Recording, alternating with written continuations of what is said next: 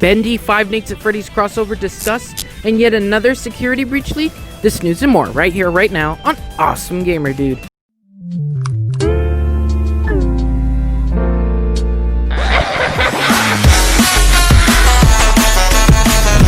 What's up, gamer dudes and gamer gals? I'm Nathan, and welcome to my channel.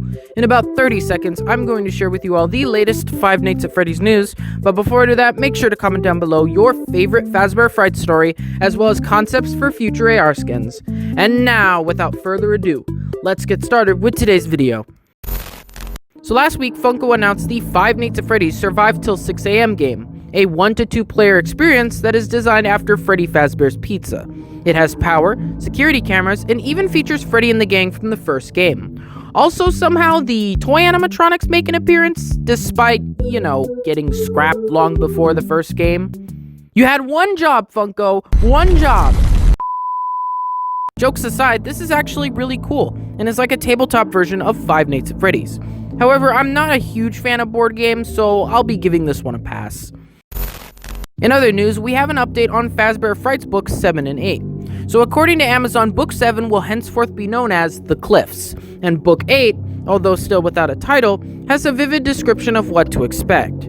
I won't read the whole thing, but essentially the stories revolve around a girl named Angel plotting revenge on her stepsister, Hudson, a teen getting a job as a security guard, and Sergio, who acquires a dangerous but lucky toy.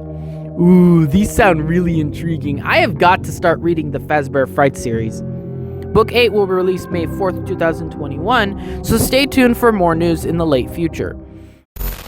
Now let's switch gears and talk about an unlikely crossover between Bendy and Five Nights at Freddy's. It all started when Bendy developer The Meatly asked people what different franchise he should direct. The results were unanimously in favor of Five Nights at Freddy's, so The Meatly made a follow-up post saying he would do his own spin on the franchise if Scott wished it.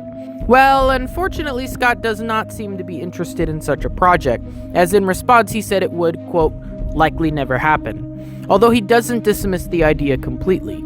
He also says he has, quote, nothing but respect for the Bendy series and is eager to see where they take it, implying he wants Bendy to be its own thing rather than being associated with Five Nights at Freddy's.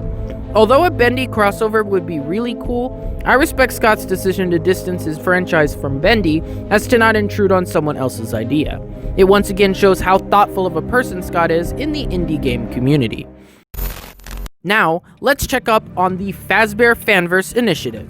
So as of last week, Nixon has revealed that the remake of The Joy of Creation Reborn, part of the Ignited collection, will not be linear. Instead, it will be replayable and, quote, provide the player with the score at the end of every run. He also briefly hints at multiple game modes and leaderboards. Honestly, I think this was a wise decision, as it allows for a diversity of playstyles. Not only can you play the game to get spooked, but you can compete against other people to get the best time. This is something I really wish mainline Five Nights at Freddy's games had, but it's good to know we'll have them some way or another. Besides Nixon, FNaF has announced when to expect teasers for Five Nights at Freddy's Plus. According to the developer, every time the game reaches a milestone, he will release a teaser on the Five Nights at Freddy's Plus Twitter with devlogs on his main account. This way, we'll get plenty of teasers to keep us hyped until the game releases. As long as it doesn't sabotage development, I'm happy with FNaF releasing occasional teasers showing the game is progressing. Gee, I kinda wish Steel Wool did the same thing with Security Breach because it's September and we still know nothing about the new game apart from the animatronic designs. Security Breach? More like Secret Breach, am I right? Finally, Jonah Chrome has confirmed that Flumpty's voice lines for One Night at Flumpty's 3 are recorded, meaning the game is definitely out of the planning phase. However, how far the game is into development is still up for debate. Another week, another AR skin, and this time it's Magician Mangle, who's got... Wait, that eye. Could it be? Is it really?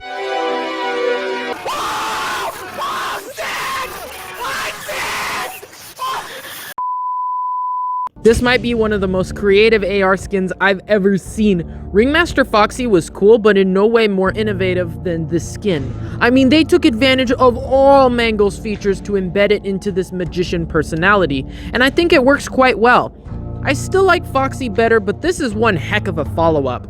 Now disappear so I can move on to the next news. Now that's magic, ladies and gentlemen. Last but not least, let's take a look at the leaked full security breach calendar. As always, spoiler alert for the new designs, so please click off now if you don't want to see them.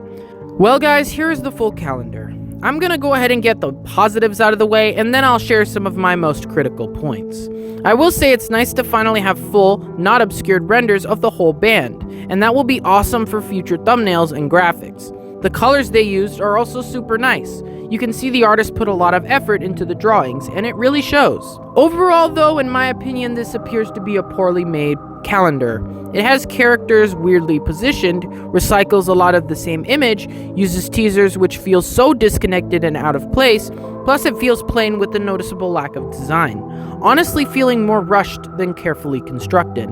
However, I do not blame Trends International for this. I mean, what were they supposed to do with nothing? From the looks of it, Steel Wool barely gave them anything to work with, and that is disappointing because it shows that they maybe don't care about delivering a quality product. Don't get me wrong, the art is great, fantastic, but the quality of that art is only as good as the product itself, and for me at least, this is not worth purchasing for more than $10. But hey, that's just my opinion. Don't let me discourage you from buying it, and if you really like it, by all means, get it. I felt the same way about this rock I got at the art store. Everyone said not to buy it, but I just had to have this. It's glorious, I tell you, glorious! So that just about does it for today's installment of Five Nights at Freddy's news. If you enjoyed it, then maybe administer a big ol' like and subscribe for more Five Nights at Freddy's updates in the foreseeable future. That's all for now. Once again, I'm Nathan, reporting some Five Nights at Freddy's news here on Awesome Gamer Dude. Thanks for watching and have an amazing rest of your day.